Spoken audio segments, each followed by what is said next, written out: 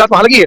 और जिस प्रकार से केजरीवाल जी ने मुख्यमंत्री रहते हुए उत्तर प्रदेश को बिल्कुल नरक बनाने का, क्षमा चाहूंगा, आज ये बहुत ही गौरव का दिन है कि आज उत्तर प्रदेश का स्थापना दिवस है।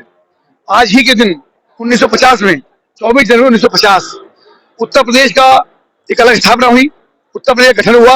और तब से लेके लगे थे लंबे समय से किसी ने स्थापना दिवस नहीं मनाया।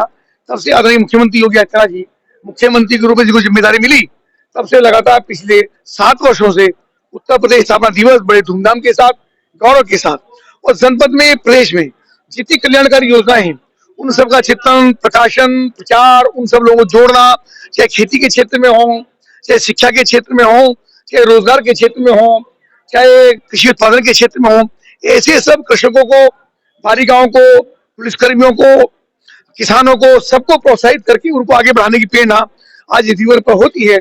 आदरणीय मुख्यमंत्री योगी आदित्यनाथ जी ने इसका शुभारंभ लखनऊ से किया और मुजफ्फरनगर में मुझे भी उन्होंने अवसर दिया यहाँ पर आने का। मैं सभी जनपद वासियों को, प्रदेशवासियों को आपके माध्यम से बधाई देता हूँ, सबको शुभकामना देता हूँ। और हमारा प्रदेश लगातार उत्तम प्रदेश की ओर अग्रसर है। देश लगातार प्रगति कर रहा है, युवाओं को रोजगार मिल रहा है, किसानों को अच्छा उनकी कृषि का भुगतान मिल रहा है, पूरा इंफ्रास्ट्रक्चर शानदार, सड़कें, 24 घंटे बिजली, किसानों को लगातार पानी, निःशुल्क जल उनकी खेती के लिए, और कुंभ का महाकुंभ जो प्रयागराज में हो रहा है वो भी इसी बीच में है। मैं महाकुंभ की भी सभी प्रदेशवासियों को, देशवासियों को बधाई देता हूँ और आदरणीय मुख्यमंत्री योगी आदित्यनाथ जी की ओर से उन सबको महाकुंभ में आने की आमंत्रित करता हूं। मंत्री जी, 2018 के पहले का उत्तर प्रदेश और आज का उत्तर प्रदेश क्या कहेंगे? 2018 देखिए, मीडिया इसको अच्छी तरह जानता है कि 2017 से पहले जब योगी आदित्यनाथ जी मुख्यमंत्री नहीं थे, समाजवादी पार्टी सरकारें थी, बसपा की सरकारें थी, इस प्रकार के आयोजन कभी आपने देखे नहीं होंगे। किसानों को प्रोत्साहित करने वाले, महिलाओं को, बेटियों को प्रोत्साहित करने वाले, बेटी बचाओ बेटी पढ़ाओ इसको प्रोत्साहित करने वाले, एक एक साम्राज्य था, गुंडागर्दी का साम्राज्य, लूटो बांटो और खाओ, केवल यही मंत्र था। और उसी को लगातार मुस्लिम तुष्टीकरण, जनता का दोहन, महिलाओं का अपमान, किसानों को अपमान, किसान अपने खेत में गन्ना जलाने का काम करते थे, उनको उचित मूल्य मिलता नहीं था, गन्ने की फैक्ट्रियां बंद थी, लगातार उनको बेच दिया गया, सस्ते मूल्य पर नीलाम कर दिया गया, शराब के ठेकेदार सरकार चलाया करते थे।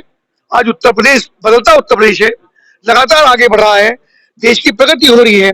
अब पूरे हिंदुस्तान में हिंदुस्तान आज नंबर 2 पर है और बहुत शीघ्र हम नंबर 1 पर पहुंचने वाले हैं। मंत्री जी, दिल्ली के चुनाव को लेकर क्या कहेंगे? जिस तरह दिल्ली में चुनाव है, आप प्रचार में गए? मुझे भी भारतीय जनता पार्टी ने वहां पर एक सेवक के रूप में, काम के रूप में लगाया है। मेरे पास भी एक जनपद है जिसको चांदनी चौक जिला है, आज विधानसभा में वहां है। अब पूरी टीम भारतीय जनता पार्टी की पूरे परिश्रम के साथ वहां लगी है। और जिस प्रकार से केजरीवाल जी ने मुख्यमंत्री रहते हुए उत्तर प्रदेश को बिल्कुल नरक बनाने का, क्षमा चाहूंगा, दिल्ली को जिस प्रकार से नरक बनाने का काम किया है, और लगातार वहां पे वहां के क्लस्टर्स, वहां के गरीब लोग, उनको पानी की सुविधा नहीं है, गटर की सप्लाई नहीं है, लगातार गंदगी के अंबार लगे हैं।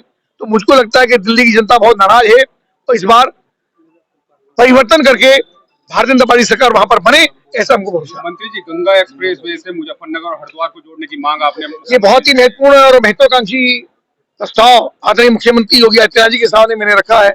हम सब जानते हैं कि मेरठ से प्रयागराज तक गंगा एक्सप्रेस वे की घोषणा भी हो चुकी है, काम शीघ्र हो गया है और बहुत जल्दी से काम पूरा हो जाएगा। कैबिनेट की बैठक प्रयागराज में थी तो मैंने मुख्यमंत्री से निवेदन किया कि गंगा एक्सप्रेस वे, यानी अगर गंगा से स्टार्ट नहीं होगा तो मुझको लगता है उसका नाम अधूरा रह जाएगा। और गंगा हरिद्वार से शुरू होती है, हरिद्वार शुरू होकर प्रयागराज, उसके बाद फिर आगे समुद्र तक जाती है। तो निश्चित रूप से मुख्यमंत्री ने मौखिक सहमति उसके ऊपर दी है। उन्होंने कहा है कि इसका प्रोजेक्ट हम बनवाएंगे। आदरणीय मुख्यमंत्री उत्तराखंड पुष्कर धामी जी से भी हमारी बातचीत हुई है, उनसे मैंने निवेदन किया है तो हरिद्वार का क्षेत्र उत्तराखंड की सरकार बनाए, बाकी उत्तर प्रदेश का हिस्सा उत्तर प्रदेश सरकार बनाए। और जब ये गंगा एक्सप्रेस वे हरिद्वार से शुरू होकर प्रयागराज और पूर्वांचल के बहुत सारे जिलों के साथ मिलेगा, तभी इसका नाम भी सार्थक होगा। उसका लाभ भी हो, चूंकि उत्तराखंड से जो लोग आते हैं, चारों धाम की यात्रा करके लोग आते हैं, तो जब गंगा एक्सप्रेस पर चढ़ेंगे तो उनकी कनेक्टिविटी अच्छी होगी, सड़कों पे उनको परेशानी नहीं होगी, डीजल पेट्रोल कम लगेगा और कनेक्टिविटी बहुत शानदार हो सकेगी। मुख्यमंत्री ने मौखिक सहमति इसकी दी है, इस काम को हम आगे बढ़ाएंगे। मंत्री जी, एक पीटीजी करके कोचिंग सेंटर है, वो बंद हो गई, जिसमें छात्रों के साथ खिलवाड़ हुआ है। 2 साल की फीस लेकर 1 साल में बंद कर देगा, तो क्या? मुझे उसकी जानकारी नहीं है, पता करता हूँ, और कोई ऐसा मामला है तो मैं डीएम से कहूंगा, डीएम उसकी जांच करें।